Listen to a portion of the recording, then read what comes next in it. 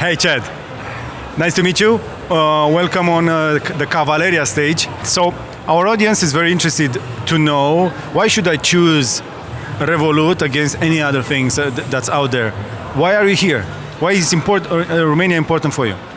It's super important. I guess we've always focused on Western Europe, yeah? So we focused on UK, Germany, France, and there's a lot of competition. The banks are maybe a little bit more advanced, so it's a little bit more difficult. And then we looked at Eastern European, and we saw that the markets were becoming our fastest growing.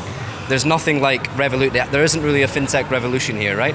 There's not really a challenger bank. So don't say that. It sounds bad.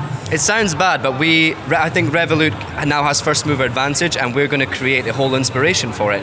We did it in Europe. There are so many companies who have found it and said, hey, we got inspiration to do what we're doing from Revolut. Do me the elevator pitch. Tell my audience in 30 seconds what Revolut is and what is it trying to achieve. So big banks suck, right? They are high fees, bad technology, they're slow, they're clunky. Revolut is an alternative to your daily bank. It gives you instant spending notifications. Its analytics shows you what you spend every month on restaurants, groceries. You can then set budgets on those areas if you're spending too much or too low.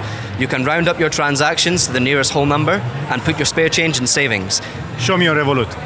Ca să vedeți cum arată produsul, Revolut este un card legat cu o aplicație și cu un set de servicii care funcționează foarte bine, mai ales atunci când călătorești și transferi tot felul de bani. So you can see already that this is my all-time spending. If I click on analytics, I can see this month what I've spent on groceries, on shopping, on restaurants. Okay. I can then set my budget. But I think one thing that's really great about Romania, and specifically, is with your Revolut card, you can spend anywhere in the world with no fees.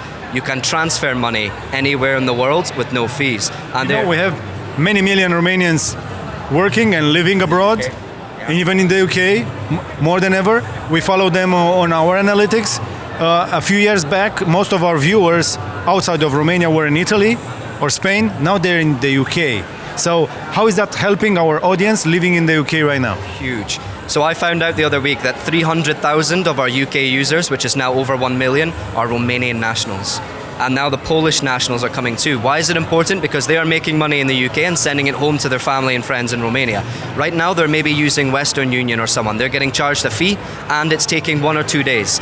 If you have Revolut in the UK and your family in Romania have Revolut, it's instant and free. The money goes from account to account like this. There's no conversion, no fees, no waiting days, and that is huge because that puts even more money in the pockets of consumers and away from banks and their profits. So let's stop the advertising right there. I understand that the Revolut keynote was quite successful. People were lining up for your card, so it's a successful product. But you're still promoting it. And I want to understand, how do you approach promotion, marketing, the digital when you have such a successful product? Yeah, so my role is Chief Marketing Officer at Revolut, and when I joined we were signing up 900 customers a day. It's now 8,000 per day, and that's through marketing, and we don't spend money. I refuse to spend money on marketing, on advertising and things.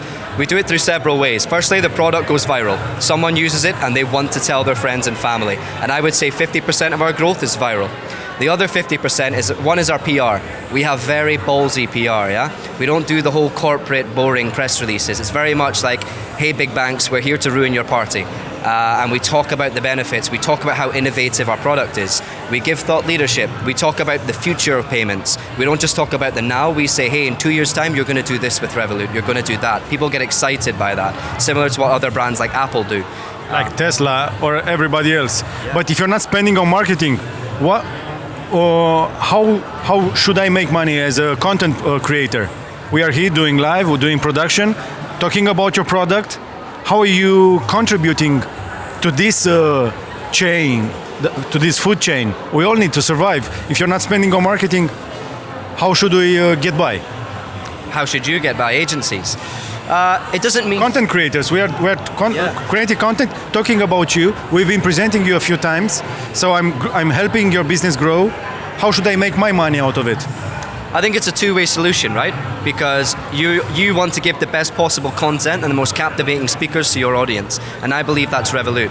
You know, Revolut is the fastest growing fintech unicorn in Europe, and I think it's exciting when media outlets can get Revolut on, because people, even now, but especially in the next 2 years in Romania, people are going to say, I want to hear from Revolut, they are my bank now. It's not going to be the traditional guys. So it may change. There may be times where... That's a little cocky. it's a little cocky, but we're a little bit of a cocky brand, and I think you have to be. Our audience are predominantly younger, yeah, it's sort of 20 to 30 years old, and people like the fact we're human. We don't speak like bankers, we don't talk like bankers. We want to let people know that we're just like you.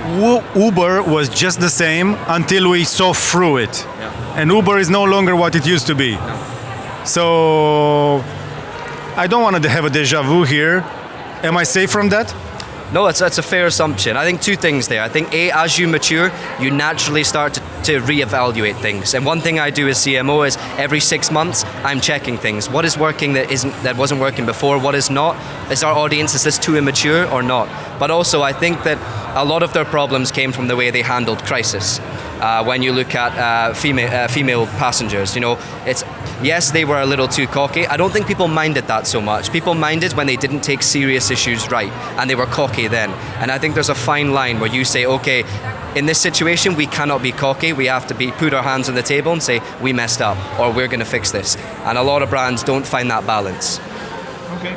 Chad West, CMO, C-level, the Chief Marketing Officer at Revolut, talking to the Romanian audience about payment, low fees. Going further on that, I would only add that your fees sometimes are even lower than the central bank, from what I know. This is why you're so competitive. Sometimes it sounds too good to be true, but it actually is. Yeah, it's what we realize is we're going to generate revenues in other areas, right? When we start lending and things like this, and that doesn't mean we need to sacrifice this, because too many companies do something that's too good to be true, and as soon as they grow, they stop it. We're going to see that. We're going to watch you.